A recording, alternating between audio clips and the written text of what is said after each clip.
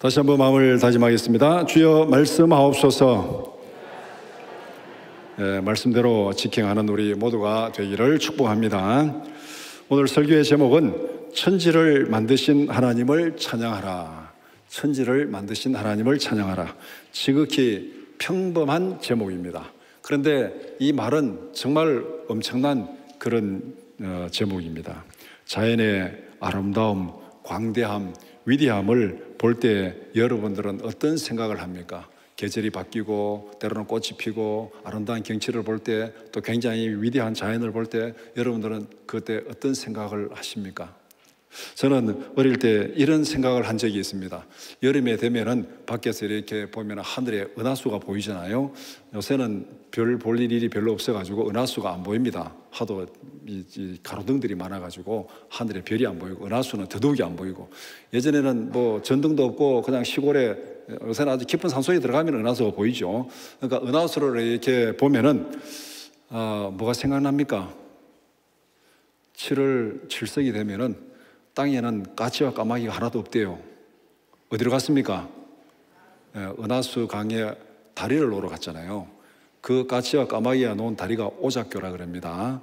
그래서 견우와 직녀가 1년에 한 번 만나는데, 은하수 강을 건너서 한 번 만나는데 까치와 까마귀가 다리를 딱 놔주면 그 다리를 건너서 견우와 직녀가 1년에 한 번 딱 만나는, 그 만나기 위해서 다리 놔주러 까치와 까마귀가 다 하늘로 가고 땅이 없다 그럽니다. 뭐 진짜인지 거짓말인지 모르지만은. 그래서 그 은하수, 그럼 여러분들이 어릴 때 동요 생각나잖아요. 푸른 하늘 은하수 하얀 쪽배에 개수나무 한 나무 토끼 한 마리. 그래서 뭐 돛대도 없이 삿대도 없이 서쪽 나라로 잘도 간다. 그 다음에 그 은하수 강을 건너서 구름 나라로 간다. 구름 나라로 가면은 그 쪽배가 어디로 갔을까? 구름 나라 지나가면은 그 다음은 뭐가 있을까? 아무도 없는 공허한 곳이겠지. 공간. 그럼 그 공간을 지나가면 또 어디로 갈까? 그 뒤 가면은 또 뭐 다른 은하수가 있겠지. 그 은하수 넘어가면 또 뭐가 있을까? 그럼 거기가 무슨 뭐 절벽 큰 무슨 뭐 공간? 그럼 그거 지나면 어디가 있을까? 그럼 그 쪽배가 지금 어디까지 가고 있을까? 아무리 생각해도 끝이 없어요. 여러분 생각해 보세요. 오늘 저녁에 아주 밤에 누워서 생각해 보세요. 그 끝에 가면 뭐가 있을까? 그럼 뭐가 있겠지. 그럼 그때 가면 아무도 없지. 아무도 없는 그 통과하면 뭐가 있을까? 어릴 때부터 지금까지 생각하는데 아직까지 생각이 끝까지 못 갔습니다. 계속 가고 있습니다 지금. 삿대도 없이 돛대도 없이 그 쪽배는 지금 계속 가고 있는데 어디까지 갈지 모르겠습니다. 이 우주가 이만큼 위대하고 광대한 거예요. 우리의 생각으로 이 우주를 머리에 담을 수가 없습니다. 아무리 상상을 해도 아직까지 그 끝이 안 갔어요. 끝의 생각이 아직 끝이. 그 뒤에 뭐가 있을까? 그 뒤에 뭐가 있을까? 그 뒤에 뭐가 있을까? 아직까지 못 갔습니다. 이렇게 우주가 광대하고 우리의 머리로 우주를 담을 수가 없다면은 이 광대한 우주를 만드신 하나님은 어떤 분이겠는가? 우주도 우리의 머리에 담을 수가 없는데 하나님을 우리가 어떻게 머리에 담을 수 있습니까? 우리가 하나님에 대해서 이렇게 말하고 저렇게 말하는데 하나님의 존재는 우리의 상상 자체가 불가능합니다. 그래서 성경에 말하고 있는 그 범위밖에 몰라요. 성경에서 하나님의 이런 분이다 하면 하나님 이런 분이구나, 그것밖에 모릅니다. 그 이상은 하나님이 어떤 분인지는 우리가 도무지 알 수가 없습니다. 그렇다면 우리가 할 일은 뭡니까? 하나님이 이런 분이다 저런 분이다 그거 다 생각해봐야 끝이 없어요. 그런데 분명한 거는 우리가 살아가는 세상이 있잖아요. 지금 이 세상이 있고 이 창조 세계가 있고, 그럼 이 만든 하나님이 계시고, 그거는 부정할 수 없어요. 우리 눈에 보이는 이 세상이 있는 거예요. 계절이 돌아가고 다 이 모든 우주 질서가 있는 거예요. 이거는 부정할 수 없으니까, 그러면은 이 자연을 만들고 이 창조 세계를 만들고 여기에 질서를 정하신 그 하나님께 우리는 어떻게 반응해야 되는가? 이게 우리에게 주어진 숙제입니다. 그 하나님이 어떤 분인지, 이 우주가 어떤 건지 그걸 끝까지 연구해 봐야 우리는 이해를 할 수 없습니다. 그렇다면 우리 앞에 이 세상은 존재하고 우리는 살아가고 있고, 그럼 내가 살아가는 동안에 이 세상에서 내가 살다가 또 죽으면 어떻게 될지는 또 하나님이 알아서 사실이지만은, 내가 사는 동안에 이 세상을 만드시고 나를 창조하시고 나를 살아가게 하신 그 하나님께 나는 어떻게 반응하며 살아갈까? 이것이 우리에게 주어진 숙제입니다. 오늘 본문은 우리에게 바로 그것을 말합니다. 이 우주 만물을 창조하시고 우리를 사랑하시고 우리를 창조하시고 우리를 구원하신 하나님께 우리는 어떻게 반응하며 살아가야 되는가? 시편 136편 1절에서 9절을 함께 읽었는데 이 말씀을 두 부분으로 나눠서 함께 살펴보고자 합니다. 첫 번째는 하나님께 감사하라. 1절에서 3절. 두 번째는 창조주 하나님을 찬양하라. 4절에서 9절 말씀입니다. 먼저 1절에서 3절은 하나님께 감사라고 말씀합니다. 첫 번째는 하나님께 감사해야 될 이유에 대해서 말씀합니다. 하나님께 감사할 이유를 1절에서 두 가지를 말합니다. 첫 번째는 하나님의 선하심.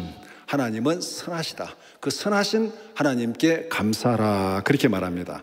하나님의 선하심은 창조와 섭리를 통해서 우리 가운데 분명히 드러나 있습니다. 하나님은 창조 세계를 통해서 끊임없이 은혜와 사랑을 베푸십니다. 이런 하나님은 변함이 없으십니다. 이것이 우리의 삶의 기초가 됩니다. 이 우주 만물을 창조하신 하나님의 선하심이 우리의 삶의 기초가 됩니다. 그러면 하나님께서 어떻게 창조 세계를 통해서 우리에게 은혜를 베푸시고 우리에게 사랑을 베푸시는가? 뭐 하나님의 사랑이 어디 있냐? 이렇게 생각할지 모르지만은 예수님은 제자들에게 산상수훈을 통해서 분명히 말씀하셨습니다.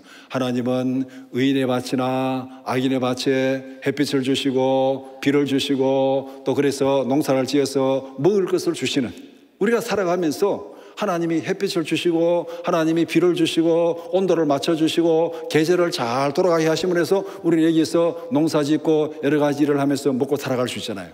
이게 따지고 보면은 내가 하는 게 아니잖아요. 내가 하는 게 아니에요. 하나님이, 창조하신 하나님이 우리에게 때를 따라 은혜를 주시니까 우리가 그 세상 가운데서 살아가는 겁니다. 이것이 우리가 살아가는 삶의 기초입니다. 만약 하나님께서 갑자기 막 이 세상 질서를 흔들어가지고 막 한여름에 그냥 막 기온이 한 영하 한 50도 내려가는 이 날씨를 만들어버리고, 그 다음에 한겨울에 또 막 영상 한 60도 되는 날씨를 만들어버리고 들쭉날쭉 해버리면 어떻게 되겠습니까? 이 땅에 있는 식물들이 다 죽어버리면 먹고 살 수가 없는 거죠. 하나님의 창조 질서가 막 뒤죽박죽이 되면 우리가 살 수가 없어요.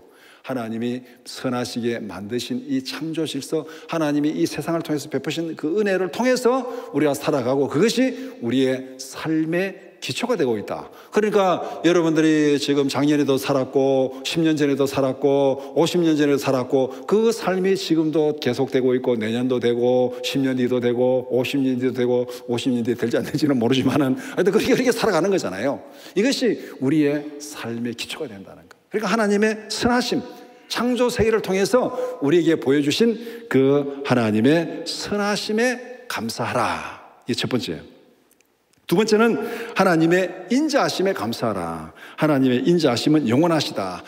여기서 하나님의 인자는 성경에서 많이 설명되는 단어인데, 이게 헤세드, 히브리어로 헤세드라 그러는데 이 변함없는 언약적 사랑입니다. 변함없는 언약적 사랑. 그래서 변함없는 언약적 사랑, 이게 중요한 이유가 뭐냐면은 우리가 보통 인간이 사랑한다 할 때, 누구를 뭐 사랑한다, 남녀 간의 사랑을 얘기할 때 대부분 인간의 사랑은 감성의 기초를 두고 있습니다. 감성의 기초, 사랑의 감정. 그러니까 어떤 사람들이 막 죽고 살지 못해가지고 결혼했는데 한 3년도 못 살아가지고 다 헤어지고 막 그런 경우들 우리가 많이 보잖아요. 또 유명한 탤런트들이 막 결혼식 할 때는 막 거창하게 막 죽고 못 살게 하는데 그 다음에 한 3년 지나가면 둘이 헤어졌다고 얘기하는 거예요. 이 감정에 기초한 사랑들이 그렇게 수시로 변하는 거예요. 만약 하나님의 사랑이 감정에 기초한 그런 사랑이라면은 하나님께서 우리를 사랑한다고 구원한다고 했다가 한 1년 뒤에 가가지고 이제 아니야, 너 사랑하지 않아 이러면 또 우리는 또 구원 못 받은 거죠. 그러면 이게 문제가 심각해지잖아요. 그런데 하나님의 사랑은 그런 감성에 기초한 것이 아니라 언약에 기초한 의지적인 사랑입니다. 하나님이 약속했기 때문에 하나님의 약속은 변하지 않습니다. 약속한 것은 하나님이 변하지 않는다. 이게 헤세드입니다. 이게 인자입니다. 인자. 의지적 사랑, 언약에 기초한 사랑. 그래서 하나님은 이스라엘 백성들을 구원할 때 늘 성경에 반복해서 말씀하는 말씀이 있습니다. 이스라엘이 때로는 우상을 숭배하고 하나님 앞에 불순종하고 그렇게 타락하고 그렇게 징계를 받았지만은 하나님이 늘 기억하는 말씀. 아브라함에게, 야곱에게, 이삭에게, 야곱에게 맺은 언약을 기억하사 그들을 죄 가운데서, 고난 가운데서, 심판 가운데서 구원하신다고 그렇게 말하고 있습니다. 언약적 사랑. 하나님의 언약은 변함이 없는 거예요. 변함이 없는 거예요. 이것이 바로 하나님의 인자하심입니다. 그래서 하나님께서 우리를 예수 그리스도 안에서 죄를 용서하시고 구원하시고 하나님의 자녀 삼아 주셨습니다. 이게 새 언약이에요. 새 언약 안에서 우리를 구원했습니다. 이 언약은 영원토록 변하지 않을 줄 믿습니다. 변하지 않습니다. 우리를 구원하신 하나님의 사랑은 변함이 없어요. 언약적 사랑은 변함이 없습니다. 때로는 우리가 범죄하고 우리가 실수하고 잘못해도 우리의 구원이 폐기되는 건 아니에요. 하나님이 우리를 깨우치시고 회개하게 해서 다시 거룩하게 만들지 이 언약적 사랑에 변함이 있는 것 아닙니다. 그래서 하나님의 인자하심이 영원하도다. 그 하나님을 찬양하라. 그 하나님께 감사하라. 그렇게 말하고 있습니다. 그러니까 선하시고 인자하신 하나님께 우리가 어떻게 반응해야 되는가? 하나님은 선하시고 변함이 없는 사랑에 감사하라. 그렇게 말하고 있습니다. 하나님의 성품은 변하지 않습니다. 모든 상황에서 하나님 앞에 감사하라. 이것이 성경에서 늘 말하고 있는 거잖아요. 범사에 감사하라. 이것이 그리스도 예수 안에서 너희를 향하신 하나님의 뜻이다. 그렇게 말씀하고 있습니다. 그러면 우리가 딱 거기 나오는 질문이 있습니다. 감사하지 못할 일들이 너무나도 많이 있는데, 때로는 원망과 불평이 나올 일도 많이 있는데, 많이 있잖아요. 욥기서를 보면은 우리가 그걸 잘 설명해 줘요. 욥이 그 도무지 이해할 수 없는 고난, 이해할 수 없는 고통 가운데서 때로는 하나님을 원망하고 탄식하고 불평하는 그런 일들이 욥기서에 쭉 기록되어 있잖아요. 그러다가 욥이 마지막에 가지고 다 그걸 이해를 하게 됩니다. 하나님을 직면할 때 이해를 하게 됩니다. 그러면은 욥이 그 느낀 그런 불평, 탄식, 이해하지 못할 고난, 이것은 결국 뭐냐면 하나님의 계획과 뜻을 다 알지 못하기 때문에 생기는 원망과 불평이에요. 만약에 욥이 하늘에서 하나님과 사탄 사이에 오고 간 대화를 알았다면은 욥이 지금 내가 왜 고난당하는지 그 이유를 알았을 거예요. 그런데 그 일을 모르니까 욥이 지금 부당하다 생각하는 거죠. 이럴 일이 어떻게 있을 수 있습니까? 그렇게 때로는 원망하고 때로는 탄식하고 때로는 고통스러워하는데 나중에 하나님이 다 깨우쳐 주십니다. 또 예수님께서 이 부자와 거지 나사로 비유를 통해서 또 말씀한 게 있잖아요. 부자는 연락하고 기쁘고 즐겁게 살아가고 거지는 나사로는 그 앞에서 제대로 먹지도 못하고 영양실조 걸려가지고 고통 가운데 살아가고 세상이 이렇게 불공평할 수 있습니까? 이런 또 이 불공평이 또 이런 원망이 생길 수 있습니다. 그런데 죽음 이후에 벌어지는 상황을 딱 보니까 이 모든 게 다 해결이 된 거예요. 그러니까 우리가 때로는 하나님의 선하심, 인자하심을 얘기하지만은 하나님 불공평하다, 하나님 이룰 수 있습니까? 그런 원망과 탄식이 우리 안에 생기는 것은 하나님이 선하지 않아서 그런 게 아니고 하나님의 인자하심이 없어서 그런 게 아니고 우리가 하나님의 뜻을 다 몰라서 생기는 일시적인 감정이다. 그렇게 생각하면 됩니다. 자식들이 왜 부모의 말에 막 듣지 않고 거역하고 막 이렇게 합니까? 부모의 마음을 모르니까 그런 거잖아요.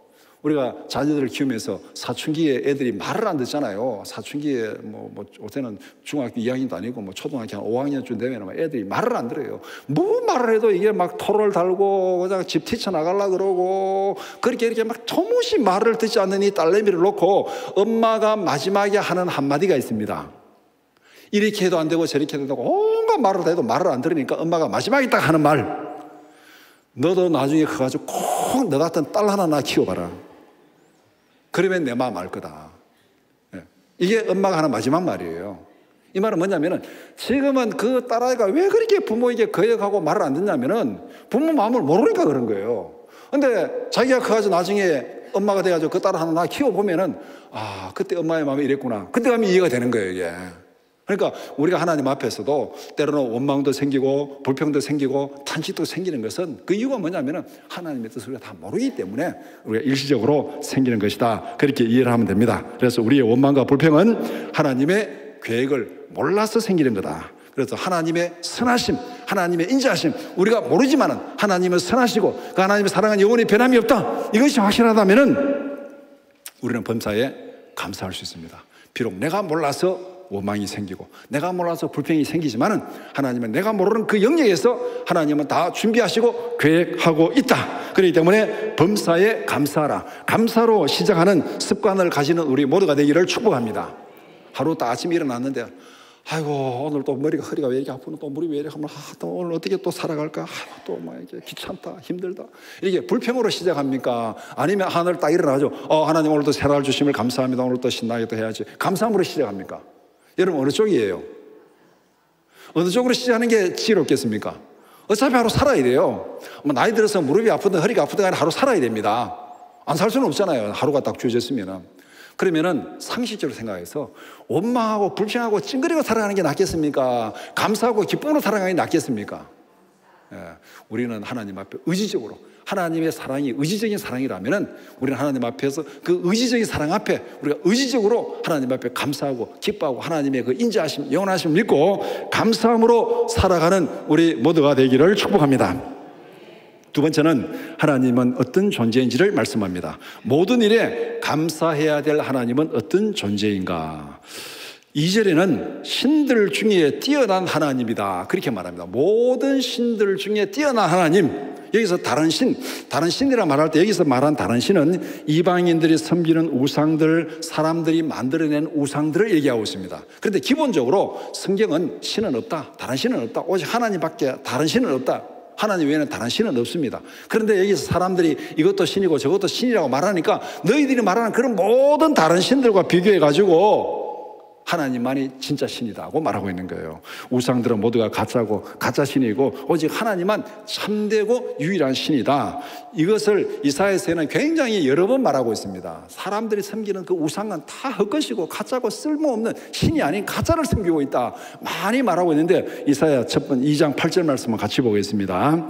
그 땅에는 우상도 가득하므로 그들이 자기 손으로 짓고 자기 손가락으로 만든 것을 경배하며, 이 신이라고 말하는데 이건 신이 아니에요. 이거는 그들과 비교해서 하나님은 비교할 수 없는 유일한 모든 신들 위에 뛰어난 하나님이시다. 그래서 하나님이 어떤 존재인지를 말하고 있습니다. 그다음 두 번째는 3절에 주들 중에 뛰어난 주님이시라. 여기서 주라는 것은 세상의 통치자, 왕들, 권세자 이런 것들을 말할 때 주를 얘기하고 있습니다. 하나님은 세상의 모든 권세, 모든 주권 위에 계시는 분이다. 세상의 모든 권력은 일시적인 것입니다. 지나가는 것입니다. 그러나 하나님의 권세는 영원합니다. 하나님은 유일하시고 영원하신 하나님입니다. 세상의 나라들이 다 흥하다가 망했고, 세상의 제국들이 다 흥하다가 망했고, 아수르도 바벨론도 로마도 헬라도 다 흥하다가 망했고, 우리나라 역사에도 다 왕조가 흥하다 망하고 다 지나가는 거잖아요. 그 안에서 세상 사람들, 권력자도 다 지나가는 거예요. 우리 옛말에 권불 10년이라 그러잖아요. 권세가 10년 가지 않는다. 10년 지나면 다 무너지는 게 이 세상. 대통령 권세 5년이잖아요. 5년 뭐 우리가 역사적으로 보되 5년이지만은 한 3, 4년 지나면 그 다음에 뭐 레임드 와가지고 막 다 동네북이 되는 것이 이게 우리가 보는 이 권세잖아요. 권세가 세상 권세는 지나가는 거, 일시적인 것이에요. 하나님의 권세는 영원하다. 이것이 바로 하나님은 주들 중에 뛰어난 주님이시다. 만왕의 왕이시다. 그렇게 말하고 있습니다. 그러면은 세상의 모든 주권은 하나님의 권세 아래에 있다. 하나님의 손 아래에 있다. 그러면 우리가 이런 하나님 앞에 우리가 어떻게 반응해야 되겠습니까? 세상의 모든 권세, 모든 영광, 모든 권력이 다 하나님의 손 안에 있다면 그럼 우리는 어떻게 해야 되겠는가? 답이 딱 하나 나옵니다. 오직 하나님만 섬기라.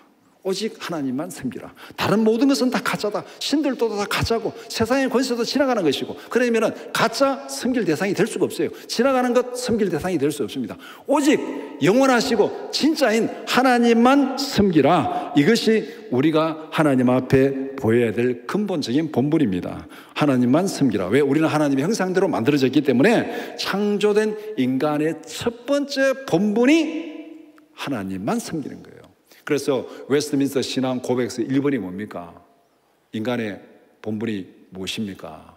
인간의 본분은 하나님을 영원롭게 하고 그를 영원토록 즐거워하는 것, 그것이 인간의 본분이라고 그렇게 말하고 있습니다. 이것이 창조자 하나님께 마땅한 영광을 돌리는 방법입니다. 우리 하나님께 마땅한 영광을 돌리는 방법은 바로 신들 중에 오직 유일하신 진짜 하나님, 그리고 만물 중에 모든 주에 뛰어난 유일한 주권자, 그 하나님만 온전히 섬기는 것, 이것이 우리의 본분이고 이것이 하나님 앞에 온전한 영광을 돌려드리는 겁니다. 그래서 1절에서 3절까지 말한 내용을 한마디로 또 말하면 이런 하나님께 감사하라, 감사하라. 우리가 하나님께 보일 첫 번째 반응은 감사합니다. 선하신 하나님께, 인자하신 하나님께, 모든 주권자 하나님께 하나님 감사합니다. 우리가 할 수 있는 첫 번째 반응이 감사합니다. 감사. 다음으로 4절에서 9절은 창조자 하나님을 찬양하라 그렇게 말씀합니다. 첫 번째는 하나님의 창조에 대해서 말하고 있습니다. 하나님이 행하신 창조의 위대함과 하나님의 지혜를 강조합니다. 하나님은 홀로 크고 위대하신 창조의 일을 행하셨다. 4절에서 그렇게 말합니다. 하나님 이외에 어떤 존재도 창조 일을 할 수 없습니다. 우리도 창조일을 하기는 합니다. 하는데 우리가 그림을 그리거나 뭐 소설을 쓰거나 시를 쓰거나 아니면은 뭐 이렇게 뭐를 만들거나 이 창조일을 합니다. 인간도 창조적인 능력이 있어요. 그런데 하나님이 하시는 창조는 차원이 다른 거예요. 무에서 유를 창조하는 겁니다. 무에서 유를 창조하는 거. 인간이 만드는 것은 무엇이 있는 데서 뭐를 변형을 줘가지고 만드는 것이 인간이 만드는 거예요. 어떤 물건이 있는데, 물질이 있는데, 뭐가 있는데 거기에 뭔가 내 아이디어를 넣어가지고 변형해서 만드는 게 인간이 창조하는 것이고, 있는 것에서 만드는 것이고, 하나님의 창조는 아무것도 없는 데서 유를 만드신, 아무것도 없는 데서 말씀으로 천지를 만드신, 그러니까 하나님의 이 위대한 창조, 아까 이게 돛담배가 어디까지 가가지고 뭐 끝까지 가도 끝이 없는데, 이 위대한 이 우주 세계를 하나님께서 무에서 유를 창조하신 이 하나님의 능력, 이 하나님께서 이런 창조 세계를 하면서 거기에는 누구의 도움도 필요 없이 홀로 만드셨다. 하나님은 홀로 크고 위대한 창조 일을 했다. 우리는 뭔 일을 하려고 그러면은 도움이 필요하잖아요. 그래서 우리 속담에 백지장도 맞들면 낫다 그러죠. 백지장도 맞들면 낫다. 이걸 언제 여러분 잘 실감합니까? 도배할 때 보면 알죠. 도배할 때. 요새는 도배할 일이 별로 없죠, 집에서. 근데 예전에는 다 집에서 각자 도배했잖아요. 저도 어릴 때 도배한 경험이 있고, 도배할 때 옆에서 도와준, 어릴 때는 도배할 때 도와준 경험이 있고, 좀 나이 들어서 내가 도배한 경험도 있고. 그 도배를 하려고 그러면은 이게 풀 묻혀가지고, 이 종이에 풀을 묻히면 이게 막 달라붙잖아요. 근데 위에서 갖다 붙여야 되는데 밑에 또 하나 잡아줘야 되잖아요. 밑에 하나 잡아주고 해야 이게 도배가 되는 거죠. 근데 혼자 도배하려고 그러면 이게 도배가 안 되잖아요. 그러니까 우리는 뭔가를 하려고 그러면 옆에 돕는 사람이 필요합니다. 그런데 하나님은 이 우주 세계를, 위대한 창조 세계를 만들면서 홀로 이 일을 다 하셨다. 그러니까 하나님이 얼마나 위대하고 전지전능하신지를 4절에서 그렇게 말씀하고 있습니다. 그 다음에 이 하나님은 완전한 지혜로 하늘을 지으셨다. 그렇게 말합니다. 하나님은 지혜로 크고 위대한 우주를 창조했습니다. 이 우주 공간에, 그러니까 상상력이 닿지 않는 그 크고 위대한 우주를 창조했는데, 그 우주에 하나님은 섬세하고 세밀한 질서를 넣어주셨습니다.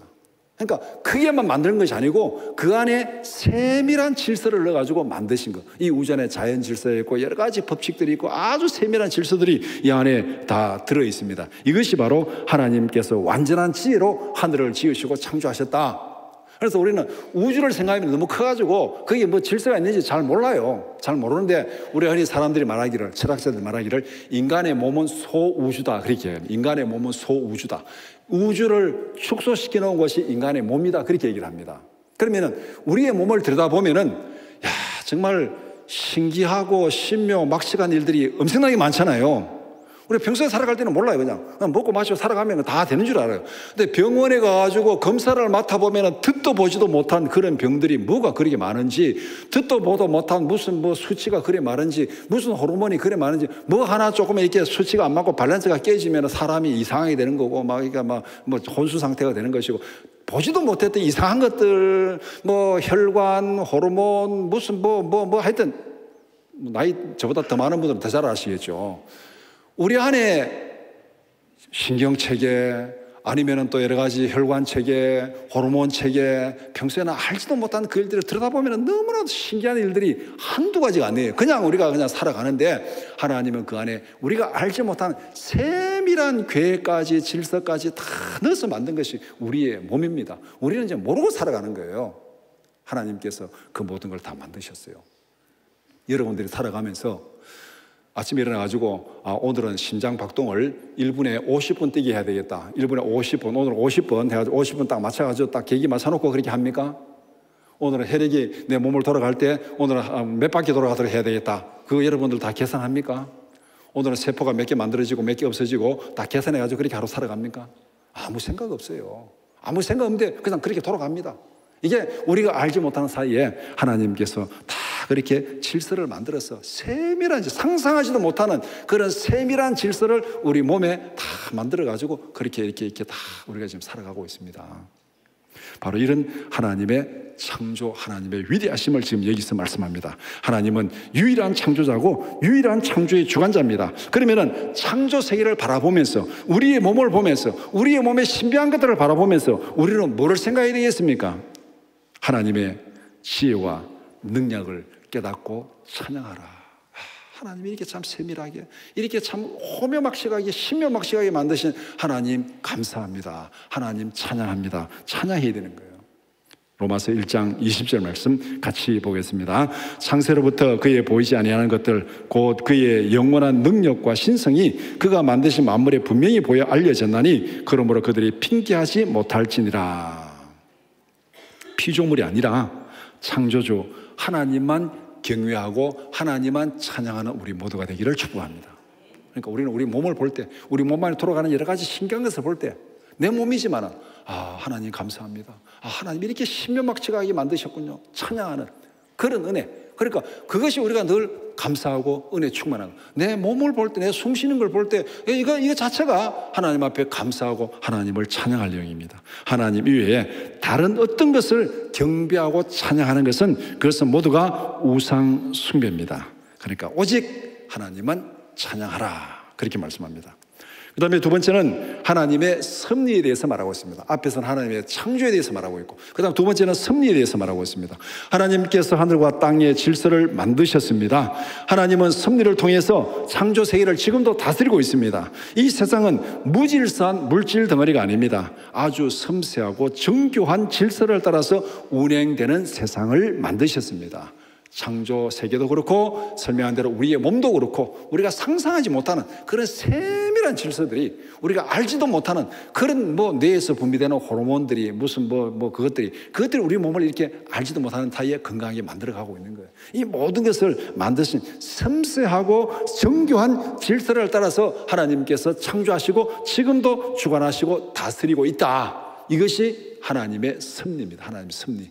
이 질서를 통해서 지금도 하나님이 우리 몸을 다스리고 있고 이 세상을 다스리고 있다. 6절을 보면은 하나님은 자연의 법칙을 세우시고 세상이 지속될 수 있도록 다스린다 그렇게 말합니다.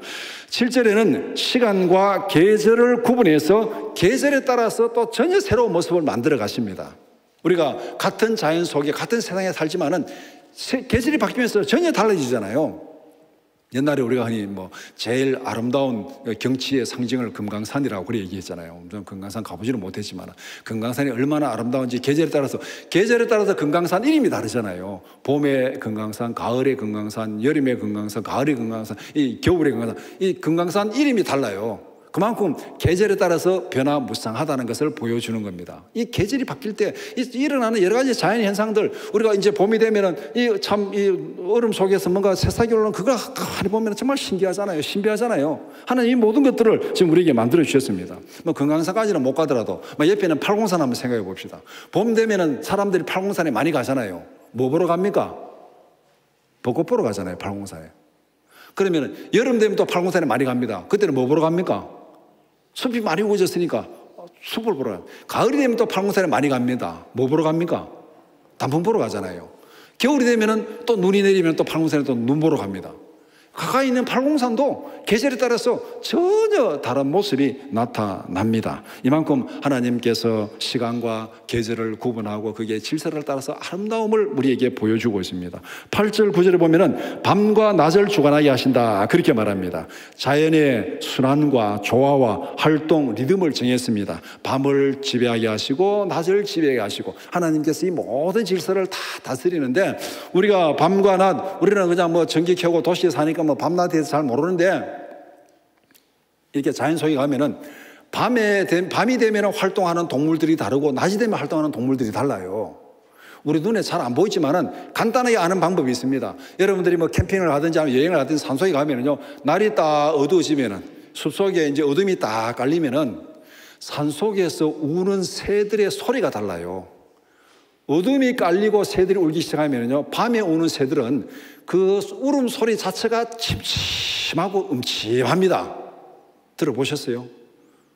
못 깨닫고 나중에 가서 꼭 보시기 바랍니다. 어둠이 딱 깔리면서 새들이 우는 소리는요, 울음소리 자체가 음침하고 침침하고 기분이 별로 안 좋아요. 그런데 이제 아침이 되고 이제 해가 딱 떠오릅니다. 해가 떠오르면 창가에서 새들이 막 웁니다. 그 밝을 때 우는 새들은요, 울음소리가 경쾌하고 명랑합니다. 이게 이해하시죠? 네. 새 울음소리가 다릅니다.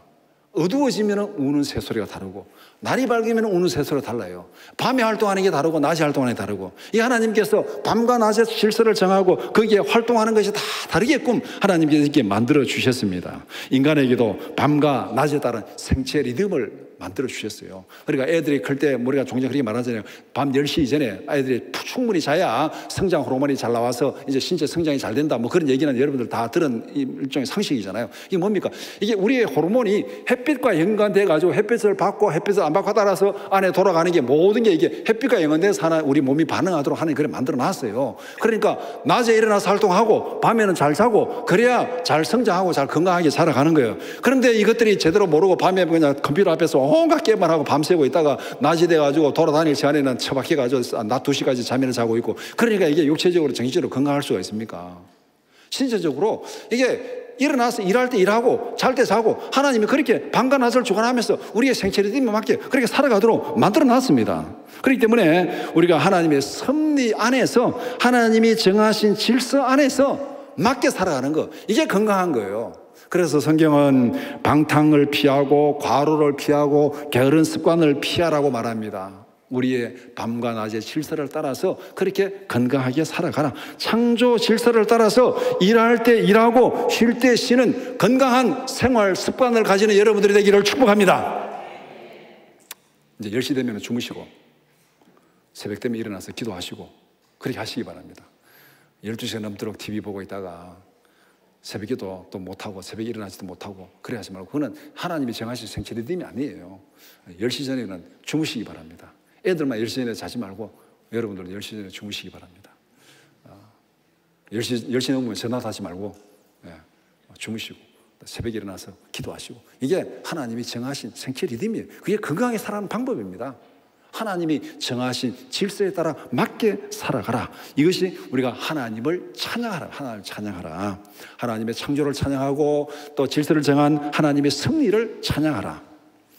하나님은 선하시고 인자하신 사랑이 영원하십니다. 모든 일에 감사하라. 하나님은 선하시고 인자하시기 때문에 모든 일에 감사하라. 감사가 하나님께 우리가 보여야 될 첫 번째 반응입니다. 감사하라. 모든 일에 감사하라. 하나님은 유일하신 창조자요 유일하신 주권자입니다. 오직 하나님만 경배하고 그의 영광을 찬양하라. 두 번째 반응은 찬양입니다. 위대하신 하나님 앞에 우리의 첫 번째 반응은 감사합니다. 감사합니다. 두 번째 반응은 찬양입니다. 하나님께서 세상 만물의 질서를 정하셨습니다. 창조 질서에 맞게 순리대로 생활하라. 하나님의 뜻에 순종하라는 겁니다. 세 번째 우리가 보일 반응은 순종입니다. 감사하라, 찬양하라, 순종하라. 이것이 위대하시고 전능하신 하나님 앞에 우리가 보일 반응입니다.